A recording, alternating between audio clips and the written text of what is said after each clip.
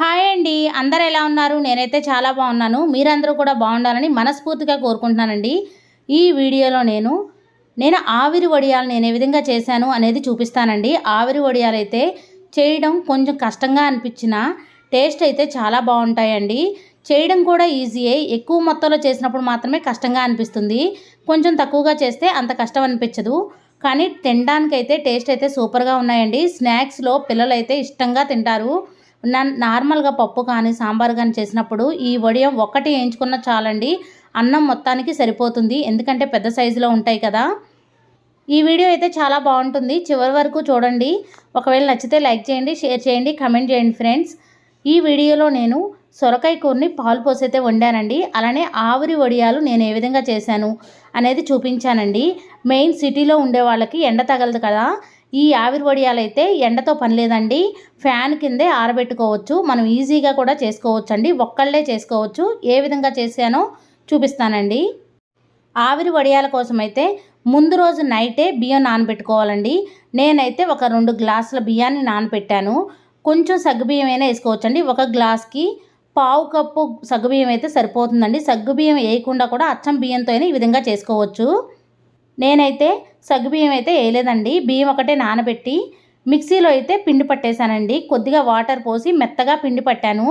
దాంట్లో కొద్దిగా ఎంత మెత్తగా పట్టినా సరే బియ్యం నూక అనేది ఉంటుంది కదా, అలా లేకుండా ఉండడానికి స్ట్రెయినర్తో ఒకసారి ఈ విధంగా వడపోసుకోవాలండి. ఈ విధంగా అనుకున్న తర్వాత కొద్దిగా వాటర్ అయితే కలుపుకోవాలి. చూసుకోండి, ఇలా గరిటె తీసుకున్నప్పుడు మనం వేలుతో ఇలా అన్నప్పుడు ఒక గీత గీసినప్పుడు గీత మనకు కనపడేలా ఉండాలండి. చూసారా, ఈ విధంగా ఉండాలి. బియ్యం పిండిని మరీ గట్టిగా అయితే కలుపుకోకూడదండి, ఈ మాత్రం లూజ్ అయితే ఉండాలి. మనం వేసేటప్పుడు మంచిగా కరెక్ట్గా ఆవిరి వడియం అనేది రావాలి. ఇలా గీత వచ్చినట్టయితే కరెక్ట్గా ఉన్నట్టండి. మనం దీంట్లో కొంచెం సాల్టు, అలానే పచ్చిమిర్చి పేస్ట్ అయినా వేసుకోవచ్చండి. లేకపోతే 4 ఎండుమిరపకాయలను ఒక 2 సార్లు మిక్సీ పడితే చిన్న చిన్న ముక్కలుగా బ్రేక్ అవుతాయండి. ఆ ముక్కల్ని గింజలతో సహా పిండిలో వేసుకోవచ్చు. మరీ ఎక్కువగా వేసుకోకూడదండి. ఇవి ఆవిరి వడియాలు అంటే మసాలా వడియాలండి, అందుకని కొంచెం కారం వేసుకుంటున్నాము. పచ్చిమిర్చి పేస్ట్ అయినా వేసుకోవచ్చు, లేదా బియ్యం పట్టేటప్పుడు పచ్చిమిర్చి వేసి కూడా పట్టుకోవచ్చండి. నేను కొన్ని వడియాలైతే పచ్చిమిర్చి పేస్ట్తో పట్టాను, కొన్ని వడియాలైతే ఎండుమిరపకాయలతో కూడా పట్టానండి. రెండూ మీకు చూపిస్తాను. ఆవిరి వడియాలు చేయడానికైతే మనం అన్నం ఉండే తెప్పాలు అంటాం కదా, అది కానీ బౌల్ కానీ తీసుకొని ఆ తెప్పాలకి 2 పొరల మీద క్లాత్ అయితే కట్టాలండి. నేనైతే 2 కర్చీపులు తీసుకొని ఈ విధంగా కట్టాను. తాడైతే గట్టిగా బిగుసుగా కట్టుకోవాలి. దీని మీద అయితే ఆవిరి వడియాలు చేస్తామండి. మనం ఆ తెపాల్లో సగం కంటే ఎక్కువగా వాటర్ నింపి ఆ తర్వాత ఈ కర్చీపులు అయితే కట్టేశానండి. లేస్ కానీ తాడుతో కానీ కట్టొచ్చండి. ఎక్స్ట్రా క్లాత్ ఉంటే లోపలికి మడిచేయండి, లేదా ముడి వేసేయండి, లేదా పిన్నిస్ అయినా పెట్టుకోండి. లేకపోతే మంట మీద పడే అవకాశం ఉందండి, జాగ్రత్తగా చూసుకోండి. ఇలా సగం కంటే ఎక్కువగా నీరు పోసాం కదా, సిమ్లో పెట్టి లేదా కొద్దిగా ఒక 5 నిమిషాలు హైలో పెట్టి ఇలాంటి మూత ఒకటి పెట్టండి. లిడ్ ఉన్న మూత అయితే బాగుంటుందండి. ఎందుకంటే మనం ఆవిరి వడియం పోసినప్పుడు అతుక్కోకుండా ఉంటుంది ఆ ప్లేట్కి. ఇలా సిద్ధం చేసుకున్న తెపాలని పొయ్యి మీద పెట్టిన తర్వాత లిడ్ అయితే పెట్టాం కదా, ఆ లిడ్కి అంటే ఆ మూతకి ఆవిరి వచ్చింది చూసారా, ఇలా వస్తే పర్ఫెక్ట్గా రెడీ అయినట్టు. ఇప్పుడు మనం వడియాలు పెట్టుకోవచ్చు. అంటే బియ్యం పిండితో దోశలాగా వేయాలండి. మనం కొంచెం లూజ్గానే కలిపాం కాబట్టి ఒక 5 నిమిషాల తర్వాత ఇలా ఆవిరి వచ్చిన తర్వాత ఈ విధంగా అయితే పిండి కలుపుకున్నాం కదా, ఇప్పుడు చిన్న స్పూన్ కానీ లేదా ఇలా గరిటె కానీ తీసుకొని కొంచెమే వేయాలండి. వేసి స్ప్రెడ్ చేసుకోవాలి. 5 నిమిషాలు మూత పెట్టి ఉంచండి. కలర్ అయితే చేంజ్ అవుతుంది. ఇక్కడ చూసారా ఎలా ఉందో అలా ఉంటుంది. కలర్ చేంజ్ అయిన తర్వాత చాక్ తీసుకొని అంచులెమ్మటి ఈ విధంగా నిదానంగా లేపాలండి. దానంతట అదే లెగిసి వస్తుంది. ఈ విధంగా వేయడం 3 సార్లు వేసిన తర్వాత ఈజీగా అయితే వచ్చేస్తుందండి. చూసారా ఎంత మంచిగా వచ్చిందో ఆవిరి వడియం. ప్లేట్లో పెట్టిన తర్వాత కూడా చూపిస్తాను. దీన్ని ఫ్యాన్ కింద ఆరబెట్టుకోవాలండి.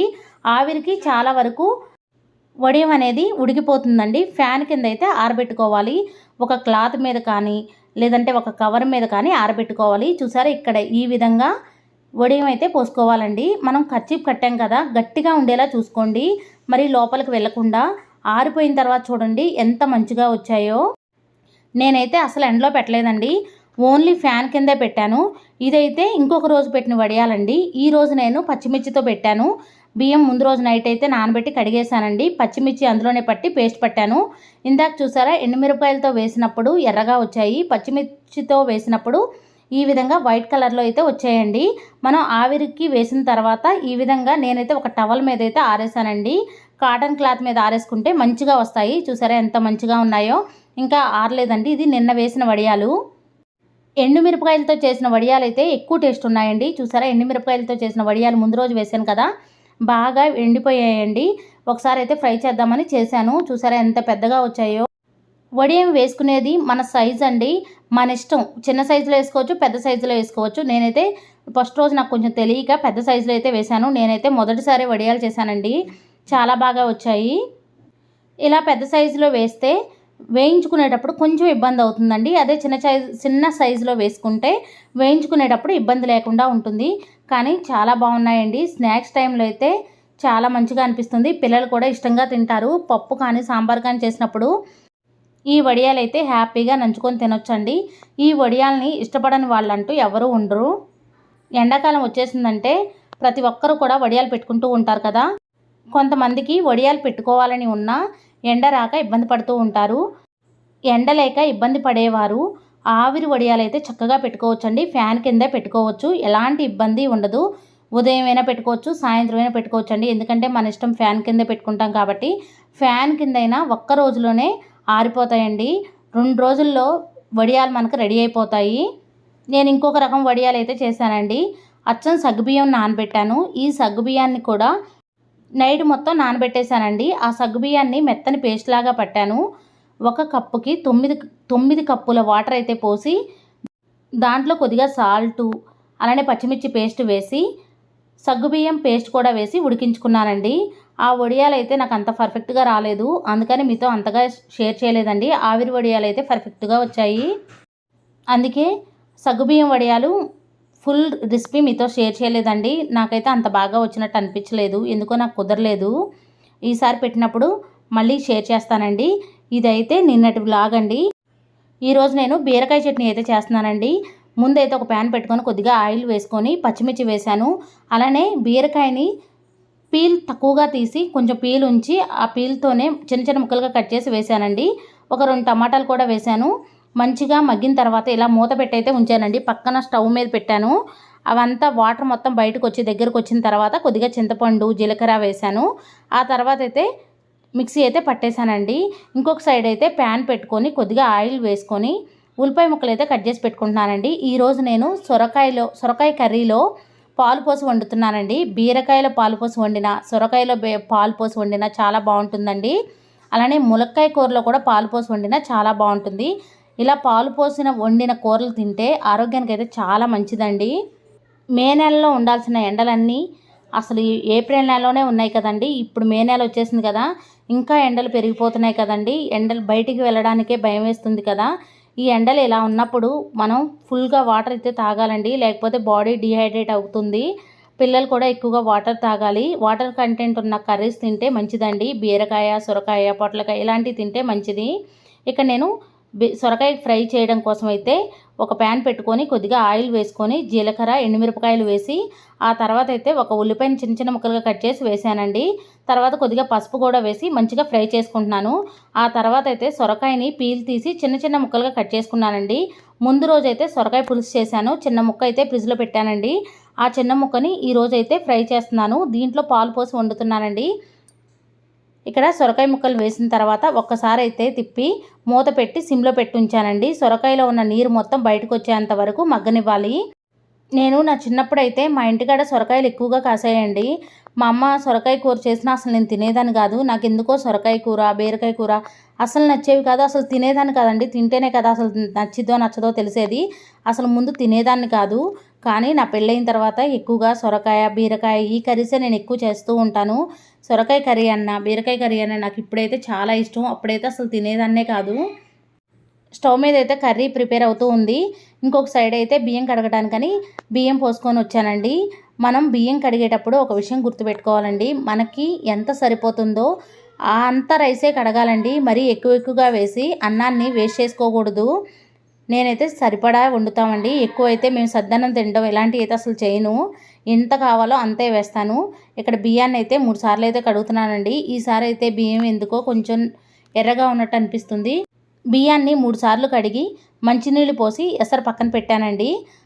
అన్నం నేను వంచుతానండి, అట్టెసరు అయితే పెట్టను. ఆ తర్వాత అయితే ఇక్కడ కినోవా రైస్ అండి, దీన్ని కూడా నానబెట్టాను. ఒక అర్ధగంట ముందే నానబెట్టాను. ఒక 3-4 సార్లు అయితే ఈ విధంగా నీట్గా కడిగేస్తానండి. ఇక్కడ బియ్యం అయితే కడిగేశాను, అలానే కినోవా రైస్ కూడా కడిగేశానండి. కినోవా రైస్ తినడం వల్ల వెయిట్ లాస్ అవుతారండి, అలానే ఆకలి కూడా పెద్దగా అనిపించదు. ఈ రైస్లోకి అయితే గ్రేవీ కర్రీస్ అయితే బాగుంటాయండి. సాంబార్ కానీ, సొరకాయ పులుసు, వంకాయ పులుసు, అలానే పెరుగు చట్నీ ఈ విధంగా బాగుంటాయండి. ఇది కొంచెం సప్పగా ఉంటుంది కాబట్టి కొంచెం క్రిస్పీగా ఉన్నవి అయితే బాగుంటాయి కర్రీసు. అంటే కొంచెం ఘాటుగా ఉన్న కర్రీస్ అయితే బాగుంటాయి. వంట చేసుకుంటూ ఇంకొక సైడ్ అయితే సింక్లో ఉన్న అంట్లు కూడా క్లీన్ చేసుకుంటున్నానండి. ఒక 10 నిమిషాల తర్వాత చూస్తే సొరకాయ ముక్కలు అయితే మంచిగా ఫ్రై అయ్యాయండి. చూసారా ఎంత ఎర్రగా వచ్చాయో. కావాలంటే అల్లం పేస్ట్ కూడా వేసుకోవచ్చండి. నేనైతే అల్లం పేస్ట్ ఏమి వేయను. కొద్దిగా ఉప్పు వేసి కొంచెం కారం వేసి ఒక 5 నిమిషాలు అయితే ఫ్రై చేస్తానండి. ఆ తర్వాత అయితే ఒక టీ గ్లాసుడు పాలు అయితే పోస్తాను. కాచి చల్లార్చిన పాలైనా పోయొచ్చండి, నార్మల్ పాలైనా పోసి సిమ్లో పెట్టి పాలంతా ఇనికిపోయేంత వరకు దగ్గరికి రానిచ్చేలాగా ఫ్రై చేసుకోవాలండి. సొరకాయ కూరలో గరం మసాలా వేసిన టేస్ట్ అయితే చాలా బాగుంటుందండి. పాలు ఇన్నే పోయాలని ఏమి ఉండదు. ఒక టీ గ్లాసుడైనా పోయొచ్చండి, కొంచెం తక్కువగా అయినా పోసుకోవచ్చు. పాలు పోసిన తర్వాత మరీ హైలో పెట్టకూడదండి, సిమ్లో పెట్టి ఉడికించుకోవాలి. ఇలా సొరకాయ కూరలో పాలు పోసి వండితే మీలో ఎంతమందికి ఇష్టమో కామెంట్ చేయండి. నాకైతే చాలా ఇష్టం అండి. నేను అసలు ఇదివరకు చిన్నప్పుడు అసలు తినేదాన్ని కాదు, కానీ ఇప్పుడైతే బాగా ఇష్టం. మా ఇంట్లో అందరికీ ఇష్టమే అండి, మా పిల్లలు కూడా తింటారు. ఈరోజు నేనైతే 4 కర్రీస్ అయితే ప్రిపేర్ చేశానండి. సొరకాయ పాలు పోసి వండాను, ఇంకొకటి అయితే బీరకాయ చట్నీ చేశానండి. అలానే మా వారి కోసం అయితే రెడ్ అండ్ ఎల్లో క్యాప్సికమ్ అయితే తెచ్చుకున్నారండి. వాటిని అయితే చిన్న చిన్న ముక్కలుగా కట్ చేసి ఫ్రై అయితే చేశానండి. ఇలా రెడ్ క్యాప్సికమ్ తినడం వల్ల ఆరోగ్యానికి అయితే చాలా మంచిదండి. నేనైతే ఎప్పుడూ రెడ్ ఎల్లో క్యాప్సికాన్ని మిక్స్ చేసే ఫ్రై చేస్తూ ఉంటాను. బీరకాయ చట్నీ చూసారా ఎంత మంచిగా రెడీ అయిందో, నాకైతే చాలా ఇష్టం అండి. మా బాబు కోసం అయితే ఆనియన్ ఫ్రై కూడా చేశాను. మా బాబుకి ఉల్లిపాయ ఎగురు అంటే చాలా ఇష్టం అండి. మీలో ఎంతమందికి ఉల్లిపాయ ఎగురు అంటే ఇష్టం? అసలు ఉల్లిపాయ ఎగురు మీలో ఎవరైనా చేస్తారా? చేస్తే కామెంట్ చేయండి. ఇక్కడ నేనైతే మిల్లెట్ రైస్ అయితే ప్రిపేర్ చేస్తున్నానండి. ఒక పక్కన అది అవుతూ ఉంది, ఇంకొక సైడ్ అయితే ఆనియన్ ఫ్రై అయితే ప్రిపేర్ చేశాను. మిగతా కర్రీస్ అన్నీ ప్రిపేర్ అయ్యాయండి. ఇంకా చేయాల్సింది క్యాప్సికమ్ కర్రీ ఒకటే ప్రిపేర్ చేయాలండి. క్యాప్సికమ్ ఫ్రై, బీరకాయ చట్నీ కూడా చేశాను. ఇలా బీరకాయ చట్నీలో చిన్న చిన్న ఉల్లిపాయ ముక్కలు వేసి మిక్స్ చేసినా చాలా బాగుంటుందండి. నేనైతే ఉల్లిపాయ ముక్కలు ఏం మిక్స్ చేయలేదు. క్యాప్సికమ్ ఫ్రై కోసం అయితే నేను ఒక పెద్ద పసుపు రంగు క్యాప్సికమ్ తీసుకున్నాను. ఎల్లో క్యాప్సికమ్, రెడ్ క్యాప్సికమ్ అయితే తీసుకున్నానండి. చిన్న చిన్న ముక్కలుగా అయితే కట్ చేసుకున్నాను. ఈ రెండింటిని కలిపి ఫ్రై అయితే చేస్తున్నానండి. క్యాప్సికమ్ ఫ్రై కోసం అయితే ఒక ప్యాన్ పెట్టుకొని కొద్దిగా ఆయిల్ వేసుకొని ముందుగా క్యాప్సికమ్ ముక్కలు అయితే వేసానండి. ఈ క్యాప్సికమ్ ముక్కల్లో ఉన్న వాటర్ మొత్తం బయటకు వచ్చేంత వరకు మూత పెట్టి మగ్గించుకోవాలి. క్యాప్సికమ్ ముక్కలు మంచిగా మగ్గిపోయిన తర్వాత అప్పుడు ఉల్లిపాయ ముక్కలు వేసి పసుపు, ఉప్పు, కారం అన్నీ వేసుకొని మంచిగా ఫ్రై అయితే చేసుకోవాలండి. ఇవన్నీ రెడీ అయిన తర్వాత అంట్లయితే క్లీన్ చేసుకున్నాను. తర్వాత మేము అందరం భోజనం చేసామండి. టీ కూడా తాగేసి స్టవ్ అయితే నీట్గా క్లీన్ చేసి పెట్టుకున్నాను. ఇదైతే ఈవినింగ్ అండి. ఈవినింగ్ మేమైతే ఇడ్లీ అయితే వేసుకున్నామండి. మా పిల్లల కోసం అయితే అన్నం కూడా ప్రిపేర్ చేస్తున్నాను, అలానే చట్నీ కూడా చేశాను.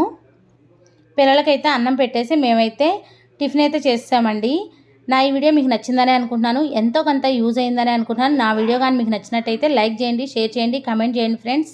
కొత్త వారు ఎవరైనా మన ఛానల్ చూస్తున్నట్టయితే సబ్స్క్రైబ్ చేసుకోండి. నేను పెట్టిన వడియాలు మీరు కూడా ఒకసారి ట్రై చేసి ఎలా వచ్చాయో కామెంట్ సెక్షన్లో షేర్ చేయండి. Thank you for watching. Bye అండి.